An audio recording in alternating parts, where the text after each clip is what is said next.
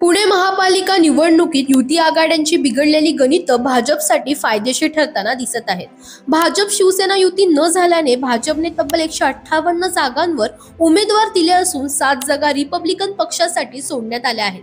2017च्या महापालिका निवडणुकीत पुण्यात चौरंगी लढत झाली होती.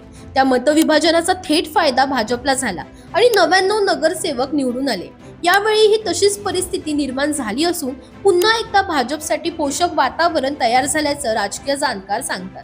एका बाजूला भाजप शिवसेना, दोन्ही राष्ट्रवादी काँग्रेस तर दुसऱ्या बाजूला महाविकास आघाडी अशी चौरंगी लढत पुण्यात पाहायला मिळत आहे. त्यामुळे सेक्युलर मतांचं विभाजन होण्याची शक्यता असून भाजपची हिंदुत्ववादी मतं मोठ्या प्रमाणात एकसंध राहण्याची चिन्ह दिसत आहेत.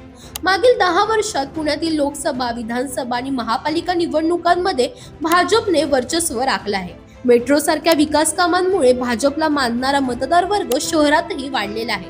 त्यातच 4 नगरसेवकांचा एक प्रभाग अशी रचना करण्यात आल्याने एक प्रभाग तब्बल 1.5 लाख मतदारांचा झाला आहे. अशा मोठ्या प्रभागांचा फायदा यापूर्वीही भाजपलाच झाला आहे.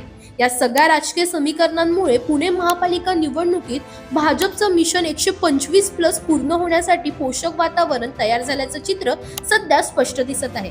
दरम्यान तुम्हालाही अशाच पॉलिटिक्स रिलेटेड अपडेट्स हव्या असतील तर इंडिया लीडरला फॉलो करायला विसरू नका.